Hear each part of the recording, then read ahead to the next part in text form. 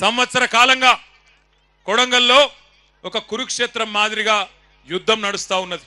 ఎందుకు 14 నెలల నుంచి మరి మీరందరూ ఆనాడు ఎంతో కొంత ఆశతోని మరి మా ఓడు ముఖ్యమంత్రి అయితే మా ఎమ్మెల్యే మా ప్రాంతం బాగుపడుతుందని చెప్పి ఓట్లేసి గెలిపించుకుంటే ఈ 14 నెలల్లో రేవంత్ రెడ్డి గారు ఎవరి కోసం పనిచేస్తున్నారో ఒక్కసారి ఆలోచన చేయండి. 14 నెలల పరిపాలన చూస్తూ ఉంటే ఒక్క పని రైతుల కోసం చేసింది లేదు, ఒక్క పని మహిళల కోసం చేసింది లేదు, ఒక్క పని పెద్ద మనుషుల కోసం చేసింది లేదు, ఒక్క పని ఇక్కడ ఉండే యువత కోసం చేసింది లేదు. ఎవరి కోసం పనిచేస్తున్నాడంటే అనుముల అన్నదమ్ముల కోసం, ఆయన అల్లుని కోసం, అదానీ కోసం, బావ మరుదుల కోసం, ఆయన కుటుంబ సభ్యులకు వందల వేల కోట్లు దోచుకోవడానికి, ఇక్కడ భూములు గుంజుకోవడానికి మాత్రం బ్రహ్మాండంగా పనిచేస్తా ఉన్నాడు. నేను ఇక్కడ బయలుదేరి హైదరాబాద్ నుంచి పరిగి మీదుగా ఇక్కడికి వస్తా ఉంటే తుంకిమెట్ల కాడ మనోళ్ళు జెండా ఎగిరేపించిండ్రు. అక్కడ ఒక తమ్ముడు 2001 నుంచి ఉన్న ఒక తమ్ముడు చారి చచ్చిపోతే అక్కడ పోయి ఆ కుటుంబాన్ని పరామర్శించి కొంత ఆర్థిక సాయం చేసి ఇటు దిక్కు వస్తుంటే కోసిగి దాకా వచ్చేటప్పుడు మార్గ మధ్యంలో ఒక ఊరెదురొచ్చింది. పెద్ద బోర్డు పెట్టున్నది, లగచర్ల గ్రామ పరిధి ప్రారంభం, లగచర్ల గ్రామ పరిధి ప్రారంభం అని రాసున్నది. మరి అప్పట్లో రేవంత్ రెడ్డి చెప్పిండు కదా, ఇక్కడ మా కొడంగల్ భూములల్లా తొండలు కూడా గుడ్లు పెట్టాయి కదా అన్నాడు కదా. మరి నిజంగానే ఇక్కడ తొండలు గుడ్లు పెడుతున్నాయా లేవా అని నేను, మా సబితక్క, నరేందర్ రెడ్డి అందరం అక్కడ దిగి చూసినాం. ఇప్పుడు మీరు కావాలంటే పోయేటప్పుడు మీరు కూడా చూడొచ్చు. లగచర్ల గ్రామ పరిధి ప్రారంభం అని బోర్డు ఉంది. బోర్డు పక్కకే భూముల నిండా పచ్చని వరి పంటలు బ్రహ్మాండంగా మొత్తం ఇక్కడికెళ్ళి అక్కడ దాకా విస్తరించున్నాయి. మరి నేను అనుకుంటే ముఖ్యమంత్రి ఉండేవాడని అబద్ధం చెప్తాడా? ముఖ్యమంత్రి ఉన్నోడు ఎవరన్నా అబద్ధం చెప్తారా? తొండలు గుడ్లు పెట్టాయి కొడంగల్ భూములల్లా అన్నాడు. పెడుతున్నాయా? మరి తొండలు గుడ్లు పెడుతున్నాయా కొడంగల్ భూములల్లా? పెడుతున్నాయా? పెడతలేవా? పంటలు వండుతున్నాయా? కొంటుండా ముఖ్యమంత్రి పంటలు? బోనస్ ఇస్తుండా? కందులు కొంటుండా? రైతు బంధు వడ్డదా? మొన్ననే చెప్పే కదా ముఖ్యమంత్రి అబద్ధం చెప్తాడా? మీరు అబద్ధం చెప్తురు. ముఖ్యమంత్రి కోసుకొచ్చిండు. కోసుకొచ్చి ఏం చెప్పిండు? టకీ టకీ టకీ టకీ అట. మేము నిజమే అనుకుంటుమి. కోసుగిలా చెప్పిండు కదా, ఓట్లేసి గెలిపించిన వాళ్ళకి చెప్పిండు కదా, అబద్ధం చెప్తాడా అనుకున్నా నేను.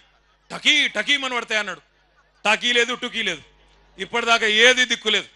ఒక్కల కన్నా ఇక్కడ మొత్తం కొడంగల్లా రైతు బంధు పైసలు పడ్డోళ్ళు ఒకసారి శైలా పట్టుర్రి. రైతు బంధు పైసలు పడ్డాయా? ఒకసారి పడనోళ్ళు శైలా పట్టండి. ఒక్కసారి వెనకకు తిప్పండి అమ్మా, కెమెరాలు వెనకకు తిప్పండి దయచేసి. జర మంచిగా శైలా పట్టుర్రి. కెమెరాలు తిప్పురి తమ్మి. రైతు బంధు రానోళ్ళు చెయ్యుపురి అడ్డంకి ఇట్లా రాలేదు రాలేదు రాలేదు రాలేదు అని. రేవంత్ రెడ్డి కనబడుతుందా? రైతు బంధు రాలే. రుణమాఫీ కానోళ్ళు ఒక్కసారి శైలావట్టు. రుణమాఫీ జరగనోళ్ళు జరగలేదా? మీ కొడంగల్ కూడా స్పెషల్గా ఏం వేస్తలేడా టకీ టకీమని? లేవా? ఎక్కడ ఇవ్వలకే చెప్పినా కొడంగల్ మందం నూకుతుండేమో వెనకకెళ్ళి అనుకున్నా నేను. లేదా అది కూడా బోనస్ పడ్డదా టకీ టకీ టకీమని? ఆడబిడ్డలకు 2500 వచ్చిందా టకీ టకీ టకీమని? రాలే. తులం బంగారం పడ్డదా టక్కు టక్కుమని? రాలే. స్కూటీలు వచ్చినాయా చెల్లె నీకు? స్కూటీలు రాలే. మరి ఎవలకేమిచ్చిండు 14 నెలల్లో? ఎవలకేమిచ్చిండు? ఏమిచ్చిండంటే ఒకటి మాత్రం బాగా ఇచ్చిండు. అల్లునికి కట్నం కింద లగచర్ల భూములు, అక్కింపేట భూములు ఇచ్చినందుకు మాత్రం సూటి పెట్టిండు. మా ఆడబిడ్డలు, గిరిజన ఆడబిడ్డలు ఒక్కసారి యాద్ చేసుకోండి. ఇంతకుముందు మా తమ్ముడు గోపాల్ నాయక్ వచ్చి చెప్తున్నాడు, హీరియా నాయక్ వచ్చి చెప్తున్నాడు నాకు, అన్న ఒక మాట చెప్పు, మా ఆడపిల్లలు, లంబాడ ఆడపిల్లలు తాండ దాటి బయటికి కోరన్నా ఎప్పుడు. అసొంటిది మంత్రులు పోయే ఢిల్లీకి మా ఊళ్ళని పోయేటట్టు చేసిండన్న రేవంత్ రెడ్డి. ఆ మాట చెప్పు అందరికీ అని చెప్పిండు. ఒక్కసారి యాద్ చేసుకోండి ఏం జరిగింది 14 నెలల్లో. మీ మీదికి బలవంతంగా ఇక్కడ అదానీ కంపెనీ పెడతా అంటే, అల్లుడు ఫార్మా కంపెనీ పెడతా అంటే భూములు గుంజుకున్న తందుకు ఒక కుతంత్రంతో రేవంత్ రెడ్డి ప్రభుత్వం మీ మీదికి వచ్చి ఆనాడు అధికారులు ఇక్కడికి వస్తే ఆ అధికారుల మీదికి మీరు మరలబడి అడిగినరు. ఎట్లిస్తామయ్యా 65-70 లక్షల ఎకరం ఉండే భూమి నువ్వు 10 లక్షలు ఇస్తామంటే ఎట్లిస్తాం? ఇయ్యం, మేము మా ప్రాణం పైన ఇయ్యం, ఏం చేసుకుంటావో చేసుకోపో అన్నారు. అంటే ఆ రోజు ఏమైంది? కలెక్టర్ మీద హత్యా ప్రయత్నం జరిగిందని చెప్పి రేవంత్ రెడ్డి గారు ఆయన ప్రభుత్వంలోని మంత్రులు కేసులు పెట్టి 70 మంది మీద కేసులు పెట్టి అందులో కాంగ్రెస్ వాళ్ళు కూడా ఉండే నిరసన చెప్పిన వాళ్ళ కాంగ్రెస్ వాళ్ళనేమో కట్ చేసిండ్రు, బీజేపీ వాళ్ళని కట్ చేసిండ్రు. ఒక్క టిఆర్ఎస్ వాళ్ళని మాత్రం 40 మందిని మా సోదరుడు పట్నం నరేందర్ రెడ్డి గారితో సహా 40 మంది రైతులను ఆ రోజు సురేష్ను కానీ ఇంకా మా హీరియా నాయకును మా గోపాల్ ఇంకా చాలా మందిని ఒకరిద్దరిని కాదు 40 మందిని సురేష్తో సహా తీసుకొని పోయి జైల్లో పెట్టినారు.